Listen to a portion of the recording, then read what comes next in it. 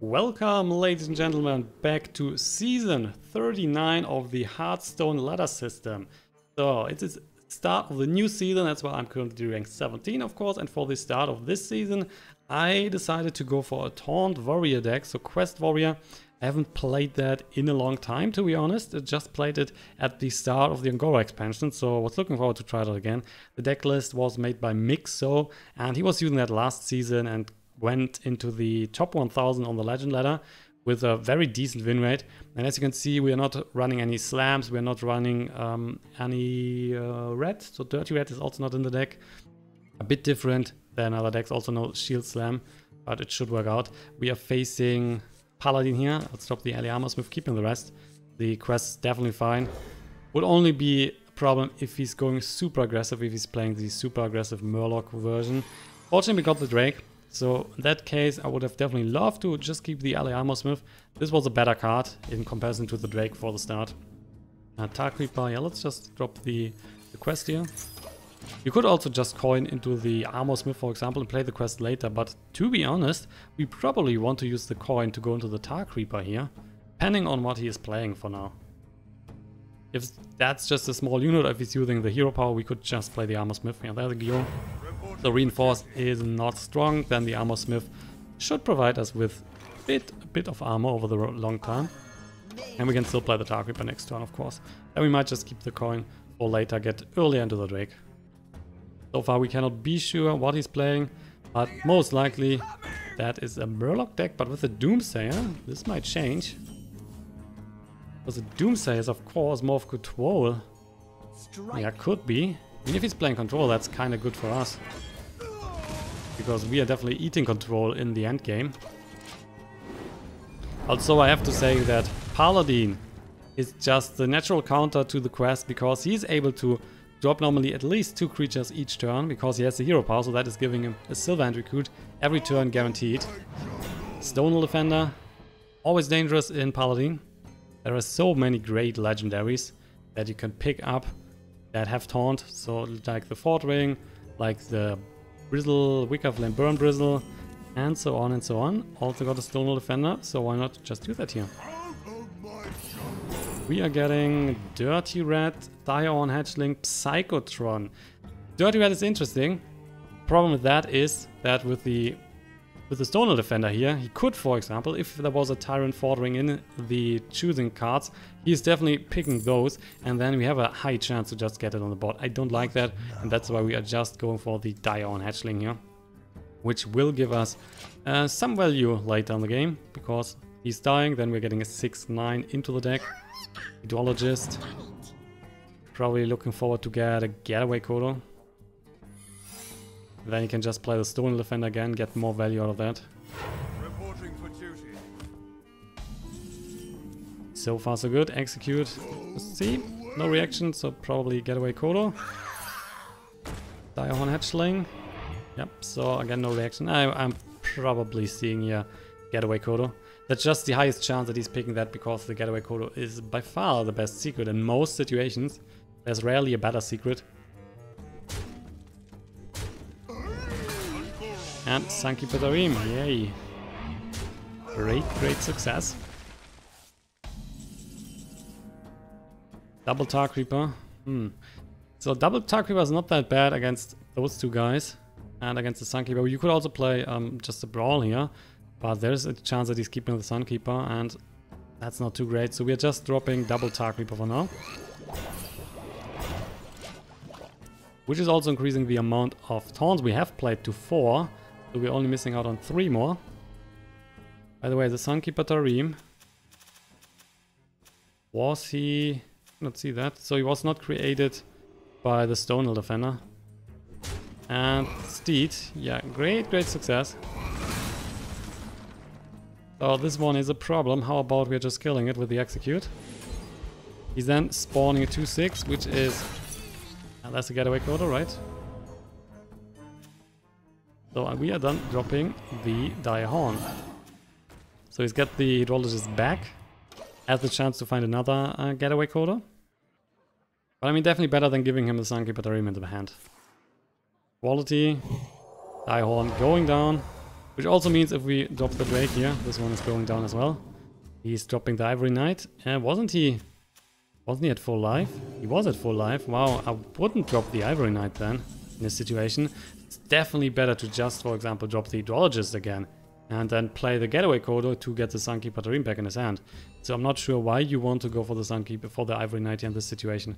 Doesn't make too much sense. We, on the other hand, are dropping the Drake to kill the Sunkeeper, while also going up to 6 taunts, so we are missing only 1 now. That is not much. Unfortunately, right now there's not another taunt in our hand, but we should be getting there. And if we are, for example, getting an Acolyte of Pain, what we can do is just use the Cruel Taskmaster down the Acolyte or the Ravaging Ghoul, and then we should also get 2 or 3 cards out of that. Another Doomsayer. And the Hydrologist. Look at that. Dropping the Secret. So now in his situation, there is a decent idea to just pick up a Noble Sacrifice, for example. Otherwise we could hit the Doomsayer. But we will find out pretty soon. So let's just hit the Doomsayer here. Let's see. There should be Noble Sacrifice. There is a Noble Sacrifice. So if we just drop the Brawl, there's a really decent chance that the Doomsayer is going down. There is then also 20% chance that we're keeping the Drake. We could of course just keep the Brawl right now.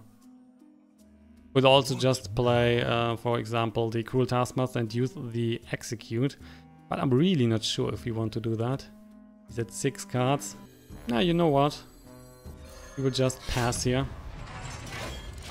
He's also losing a lot of points on the board.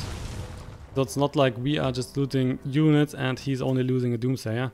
In fact, he was losing more points on average than we were. With the Hydrologist, Ivory Knight, Sylvan Recruit, that's already 10 mana that he has played, plus a Doomsayer, that's 12.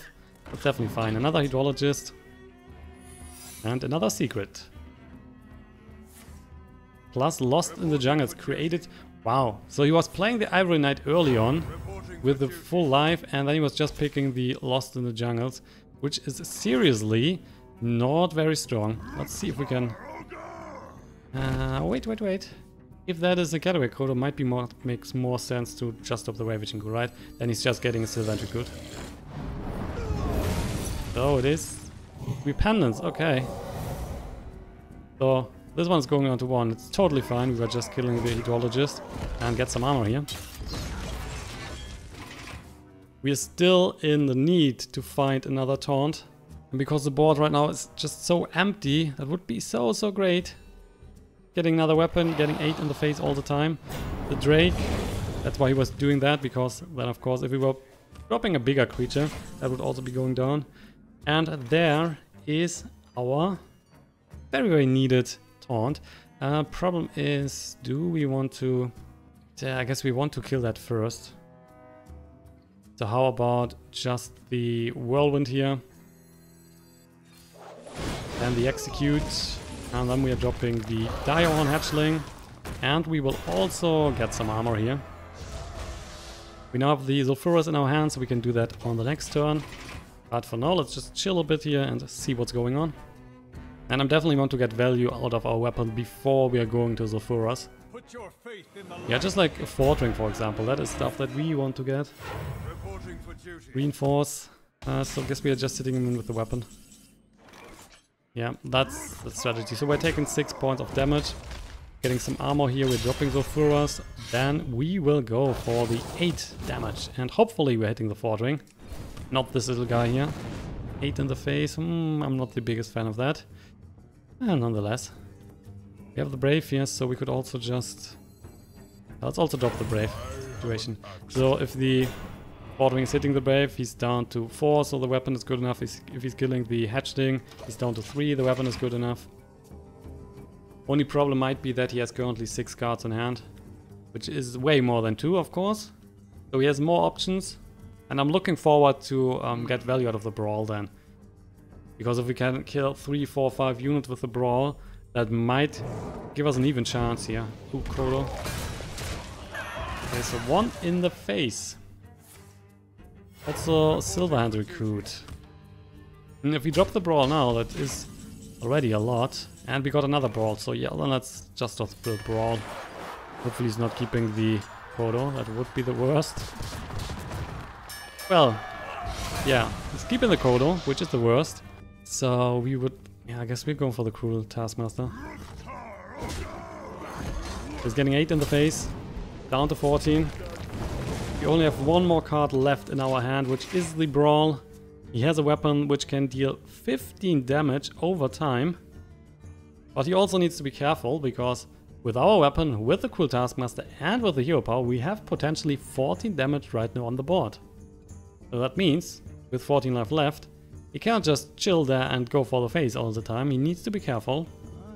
It should still be a very close game. I mean, he's playing control, so he should have some healing. He could have forbidden healing. He is most likely playing the Light Lord, stuff like that. And again, it's now hurting him that he was playing the Ivory Knight that early. He would have totally loved to see some healing right now. Drake. Alright, he's just going for the face then. Reinforce. We can just go for the Die Insect. Nothing else to do, especially if we're not hitting the Drake. Oh man. Why would you give me another weapon from the top? Do it. Ah, the right one. The right one. Yeah, let's just go for the face. Just setting up lethal because we have another weapon here.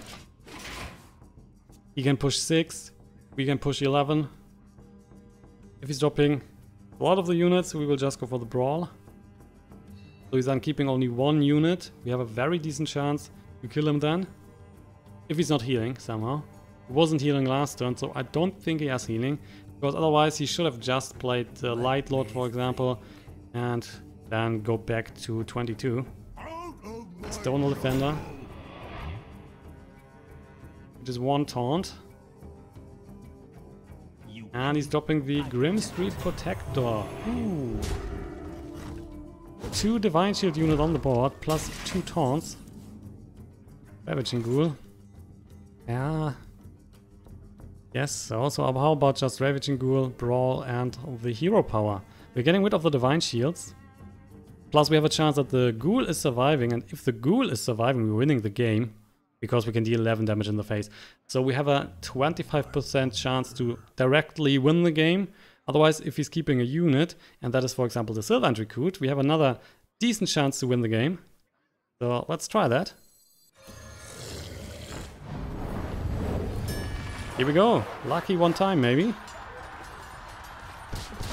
And it is... holy shit! That was the jackpot. So unfortunately for our opponent, we are winning the game. Because the Brawl was giving us the right card. We hit our 25% chance. There you go. Alright guys, so we are going for a second game after hitting the jackpot. We are now trying to survive here against the Druid. So again, here we have a problem that the Druid, normally he's playing aggressive. But if he's going for the Jade Golems, we definitely need the quest. So that's why I'm not sure if we can drop that. Normally the higher chance is that he's playing Token Druid, so being aggressive, and then we are not forced to play the Firebloom's Heart here. But if he's playing Jade Golems, we want to have the quest. So I would say we are still trying that, and just starting with the Ravaging Ghoul and the Firebloom's Heart. Getting a Tar Creeper as well, so that is decent against aggressive decks. We will find out pretty soon what he has there. Execute, okay, that is helping us. I mean, the higher chance is that he's playing Token Druid, but if he's playing Jade Golems, then we cannot leave the quest on the board and not play it here. So there's a Raven, he's definitely playing a Token Druid deck, going very aggressive. What we are then doing is dropping the Tar Creeper here early on. Hopefully that's helping us. He's playing a Firefly, he's dropping the Flame Elemental, which then means that he's probably, yeah, he's directly buffing. Not even waiting, that's directly a buff with the Mark of the Lotus.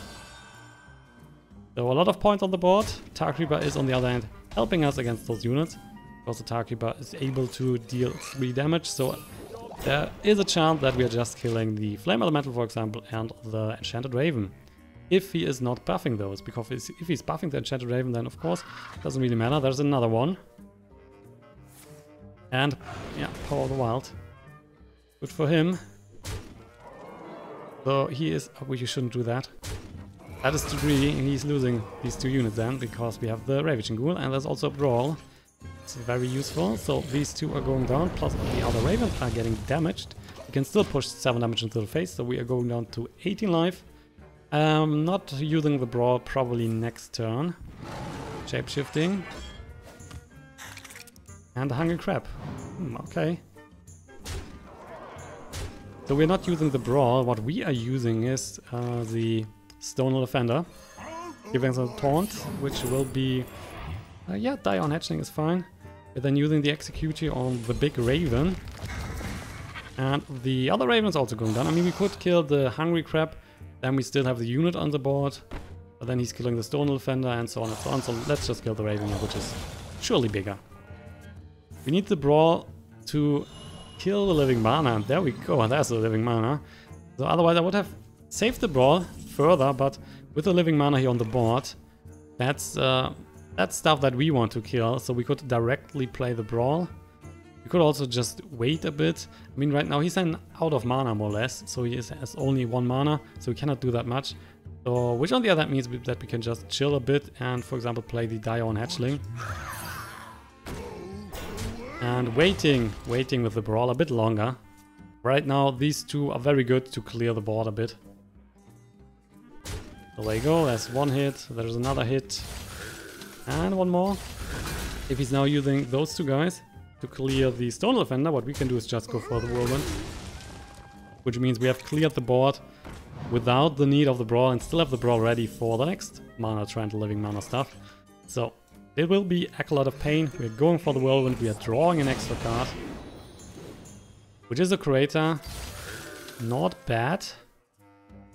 And because he might just buff the board, we are now also dropping the Cruel Taskmaster, not giving him the chance to deal that much damage. Plus then on the next turn we just drop the Drake. So if he's going now for the living mana, he has no chance.